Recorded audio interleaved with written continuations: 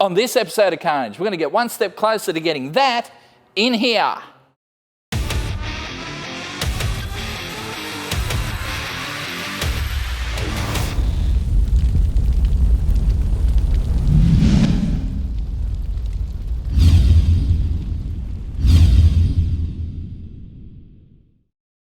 So, as you can see, the L67 is almost ready to stick in the engine bay. Except with everything that's happening at the moment, shipping is a bit of a nightmare. We are waiting on pipes. When they get here, we'll stick them in the engine bay with the engine all at the same time.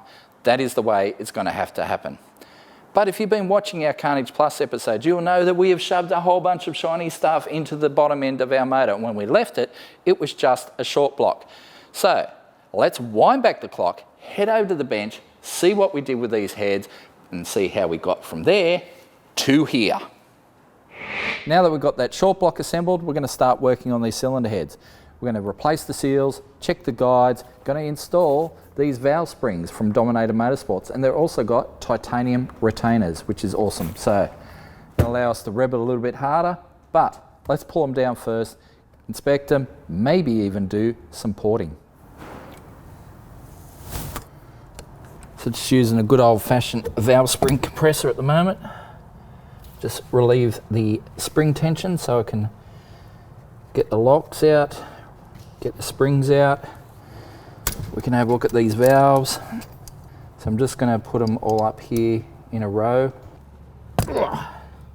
So it's important you keep these in order. They have to go back in the same hole they came out of. Seals are pretty old and worn, so we'll get rid of them. They'll go in the bin. Our cylinder head is bare. There we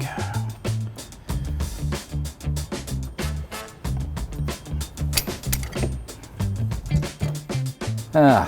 We get a broken off stud in this one, so I'm going to have to remove it. Thankfully we've got something to get a grip on.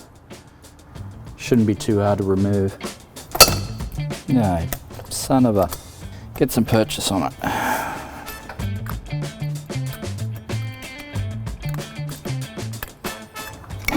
Come on, you bitch.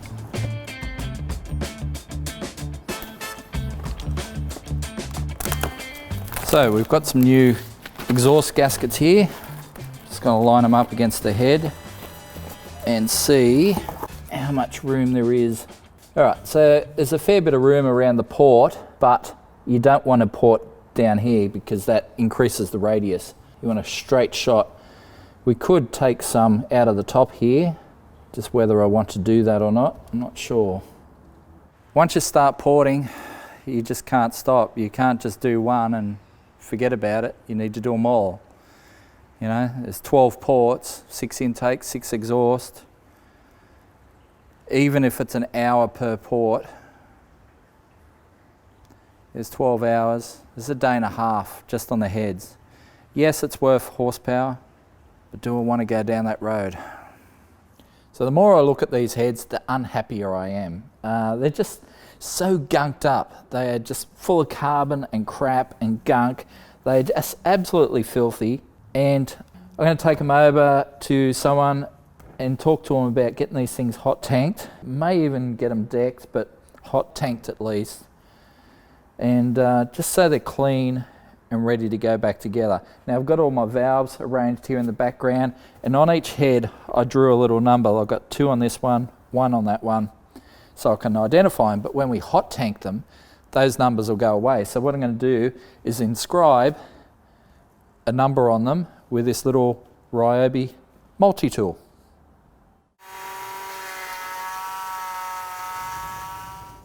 So we've sent the heads off to be serviced. Well, not fully serviced. We're going to just sort of face the heads, do a valve job, clean them up.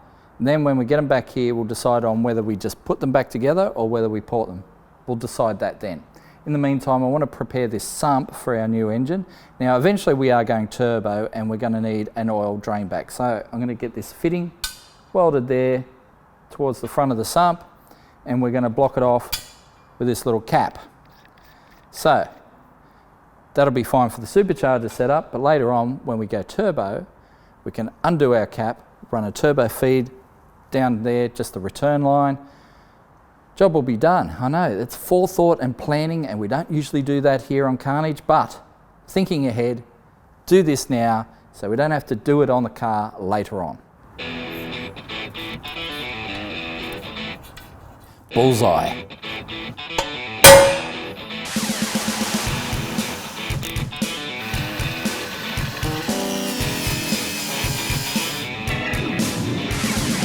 Now we've got that position, I'm going to take it down to the boys at Max Performance, get them to weld it on.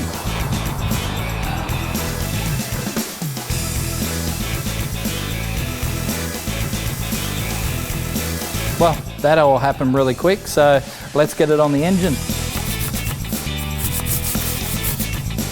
So just giving this front cover a bit of a clean up before we attach it to the front of the motor. Might as well replace this front seal while we've got a chance. There we go.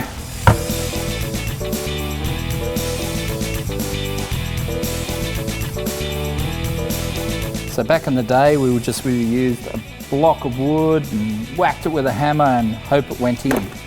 But now we've got our Hare & Forbes seal driver kit. We can pick the right size.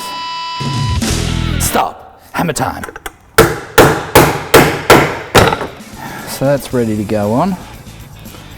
Do a water pump and get our sump on. So I might blow it off with some air before we get there.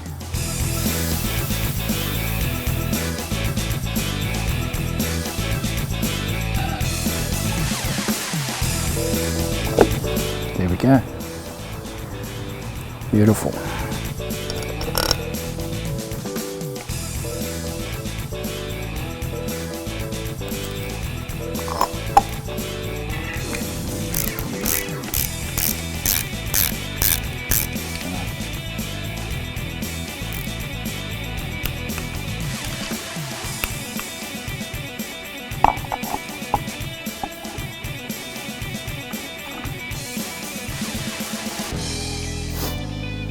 I live my life 3 ugga-duggas at a time.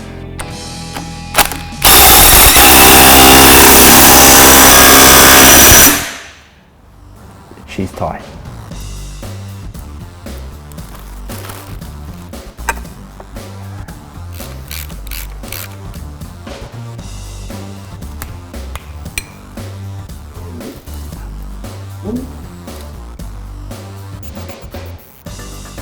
So in amongst all our goodies from Mace Engineering, we've got this very nice sump gasket, so we don't have to mess with that crappy cork.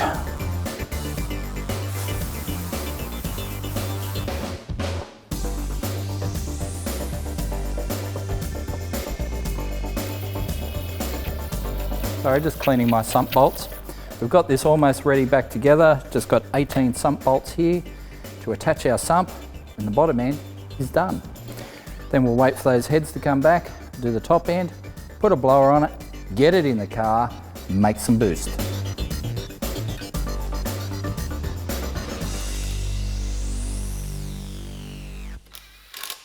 So the Supercharged 6 is not long off being finished, which means it's time to pull this old Buick out. So lots of mess has to be made. We'll start unbolting things, wiring, radiator, intake, all the basic stuff.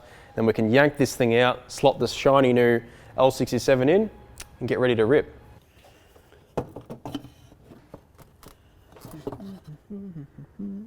Voila. So whenever I'm working on cars, I tend to like to adopt a policy of, if something can go back while things are apart, then put them back. Because otherwise you just have bolts lying around everywhere. And then decoding all that stuff can be a pain, especially if you haven't worked on the car a whole lot. So things like bolts for the radiator shroud, just put them back in the radiator rather than having them floating all over the joint, because then it just becomes a nightmare when you have to put the car together. There she blows. Oh, come on. Really? There we go.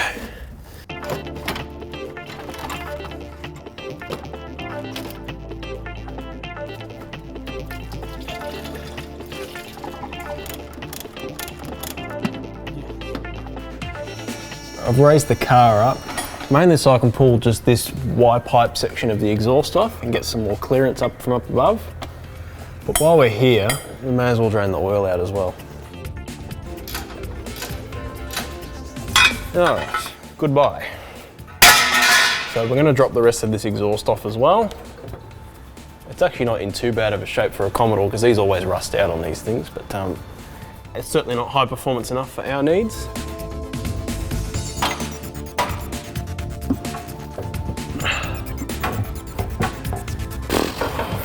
Christ. So we need to cut this exhaust off, and because we're fairly close to the fuel tank, I don't think an angle grinder is the best idea. So, Ryobi reciprocating saw should still get the job done nice and cleanly.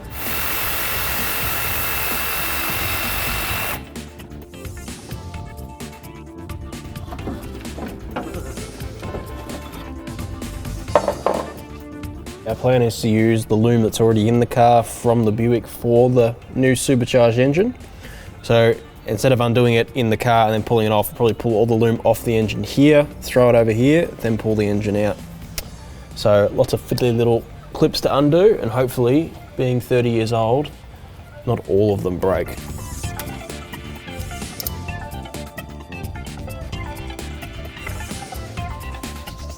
The push rods are fairly caked with grime. We've got Valvoline degreaser in the tub, and then we've got a Rust-Oleum abrasive hand pad to help try and clean them up. I mean, that's what we're starting with. As you can see, they clean up pretty quickly after I've soaked them in degreaser for at least like 40 minutes. Now, I would usually do this in the parts washer, but I just wanted to use some full strength degreaser on these ones because they were so heavily caked.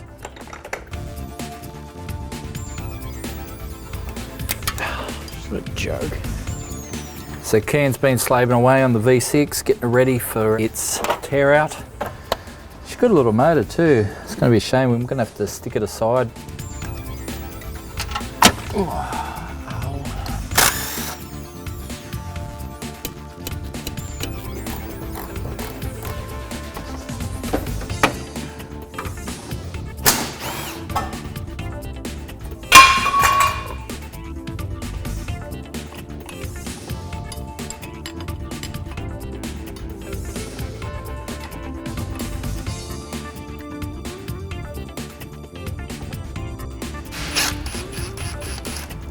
All right, there she goes. Oh, my gun! Oh. So we're draining the transmission, as you can see, and the reason for that is we're going to pull transmission and engine out as one. We think it's probably just going to be the easiest way to do it, and odds are we're probably going to beef up this transmission at some point anyway, so it's probably not going to stay in the car forever. We may as well pull it all out as one, mate it to the new supercharged engine, drop it back in that way.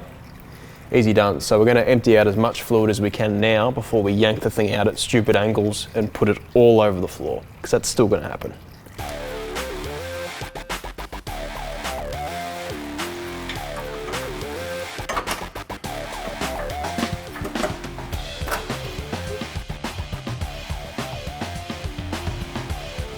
Everything looks clear, so I reckon it's time to yank it out. Last thing we had to do was just the starter motor wiring, which was a little bit difficult to do when it was in position, but now it's time for the engine to come out.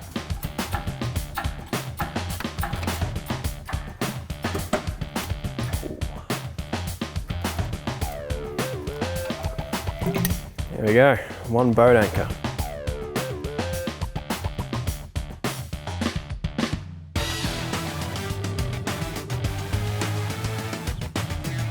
So just giving these rockers a bit of a clean up, had them soaking in a tub of degreaser, Valvoline of course. Over the weekend, found that the oiling holes were almost blocked up on quite a few, so I'm using a little drill bit just to clean out the hole. It's certainly got a lot of the gunk off these rockers, so we can get them into our new engine, well, our old engine with new bits.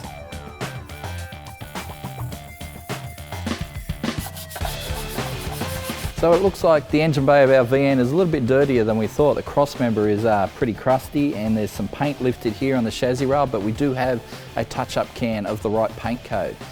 Kian is going to split this old engine and transmission. We'll use the engine for something else later on, but the transmission is going to go behind our L67, which I am going to finish putting together right now.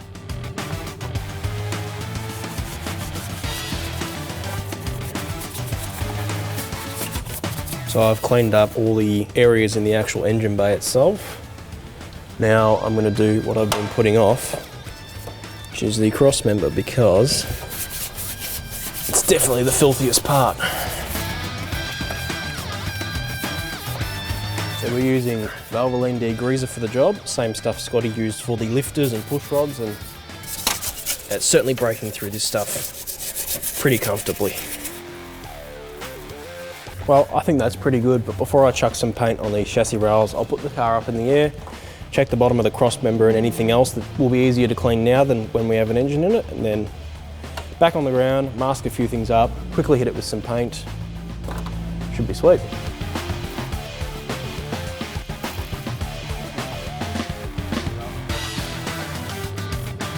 As you can see, there's where either primer's showing or paint's missing. I don't know if it was like that from the factory. I'm not enough of a Holden nerd from this era to know that.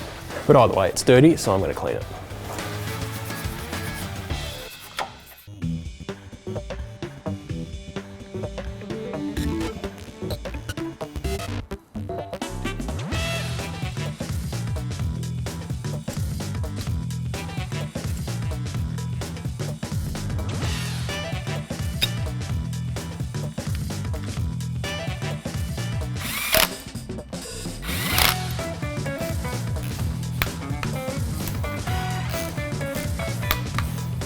So just installing the rockers here at the moment. We're just going to stick with the standard cast alloy rockers for the moment. A lot of people like high ratio rockers.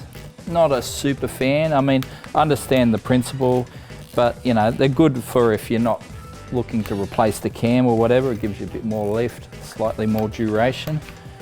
But we're going to stick with these ones because we've got a cam installed.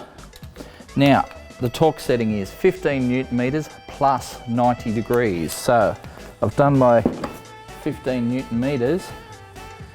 Now we'll do our plus 90 degrees.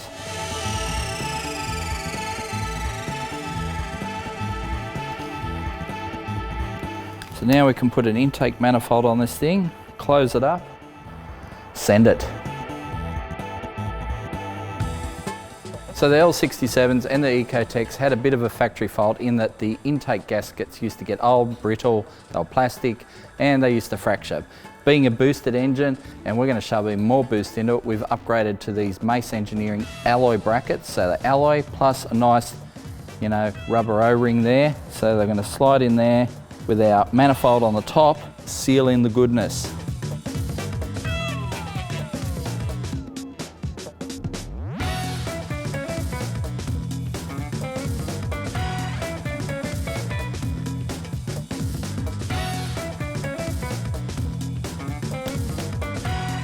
So just getting ready to bolt this supercharger back on. So we've got a nice gasket here from Mace Engineering. We'll lay that in place. Put our supercharger back on.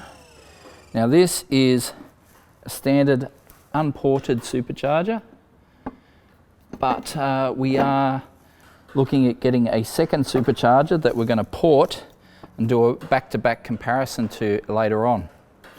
Got to change our pulley as well, but I figure let's put the blower on here so that way we can extract our pulley and fit our little snout attachment and our new pulley. So for those that aren't aware, this is the Eaton M90 Blower, which means 90 cubic inches of swept displacement for every rotation of the supercharger. Now, to use the Goldilocks option, they did have a small baby bear blower option in the States that we never saw called the M62. They came out on the Series 1 V6s in the US. We got the sort of the Goldilocks Mama Bear option, which is, the M90. I wish they'd gone for the Papa Bear option, the M112, which is available on Jaguars and a few other different engines. The M112 was a good blower and would have been perfect for some big horsepower upgrades on the old V6. You can get screw blower options and that sort of thing, in the aftermarket. They're kind of expensive, but we'll see how we go with this. We're going to put a 13 PSI pulley on there, wind it up on E85, see how it goes, and then eventually in another episode we'll put an intercooler, wind it up with 19 PSI, really pump up the power and see what this thing can make. It'll take it to the limit.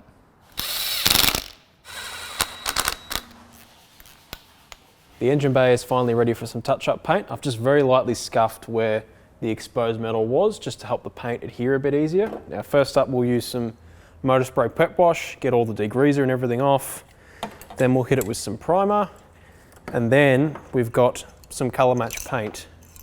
Now, this one is Marinello red. So there's two kinds of reds that VNs came in. The famous Phoenix red, which this is not, and then this sort of more acrylic-based Marinello red. But it's not a scan color match, it's just off the code, but it's only an engine bay touch-up, so it should be fine. My end goal is just to cover the bare metal. It's not to make this a show quality finish, just basically doing preventative maintenance to avoid rust and things like that.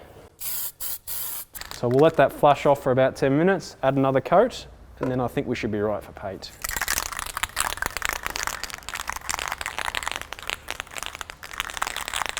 So I've let the primer dry for a little bit, so now it's time to put on some colour.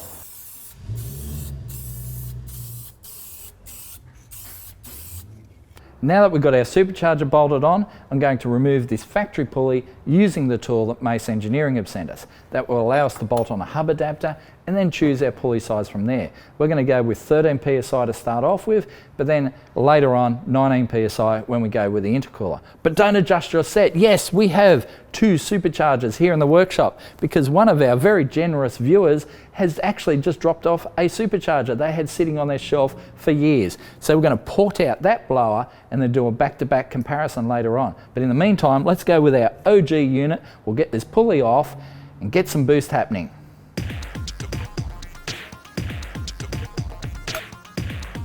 So we've got our Mace Engineering pulley removal tool set up there, got a shifting spanner on the nut, got our Ryobi rattle gun there. Let's get this off.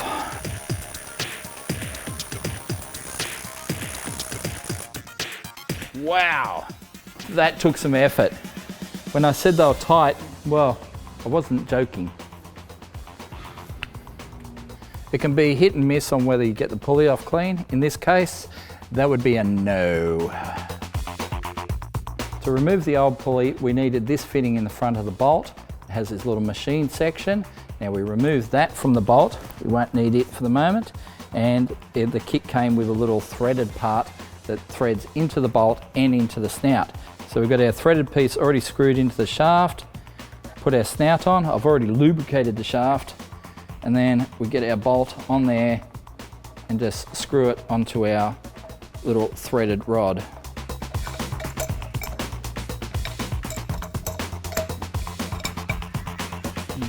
Now that we've got our assembly bolted to the shaft, need to stop the blower from turning. Now I don't know if this is the intended purpose of this metal rod that came with the kit, but I'm going to slide that in the back of the blower, find the sweet spot. I'll stop those rotors from turning. Well, let's wind it on the shaft. I may have stuffed it up.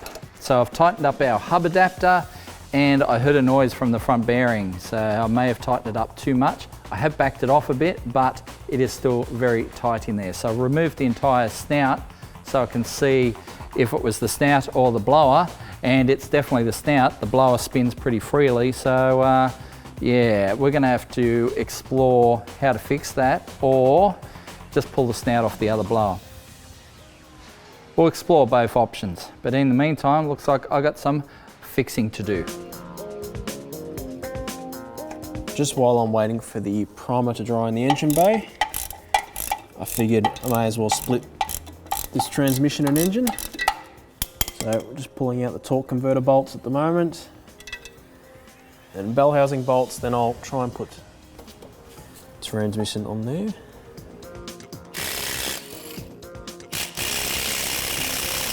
I've already taken the precaution of putting the transmission on one of our old engine pallets from the ACM Parts barrows that showed up. So hopefully we can just pull it back off the engine. It's just stuck on one of the dowels, there we go, that's one. I just had to raise the engine a bit to get some tension off the dipstick for the transmission. But that's off, which means it should be fully liberated from the Buick. Beautiful. Well, it seems like I have balked up the bearings in this blower snout. It is really tight, and it's definitely in that because the blower itself runs free. So I've pushed the hub adapter on too far. I should have just left it so it was flush. So we will remove that and switch it over to this blower. So I'll use this blower for the moment. We'll port this one, do new bearings and seals in this one, and change it back at a later date. So in the meantime though, let's pull the pulley off that, get it on the engine, do it right this time. So we just wound this machined threaded bolt into the front. We'll slide it in there, get a washer on there, get our big nut on there, wind her in. So that just slips into the snout. The nut will come back.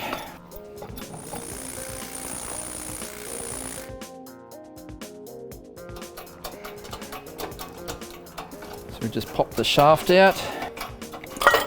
There we go. Got our hub adapter. Now we can just undo the seal and everything, but again, we don't need to do that right now. Mainly, I just wanted that. Do the bearings and seal another day. All right, that's on there. That'll go to there.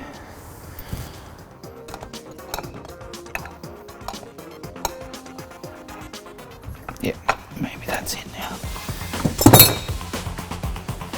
Let's slide it on over. Rotates, it's always good.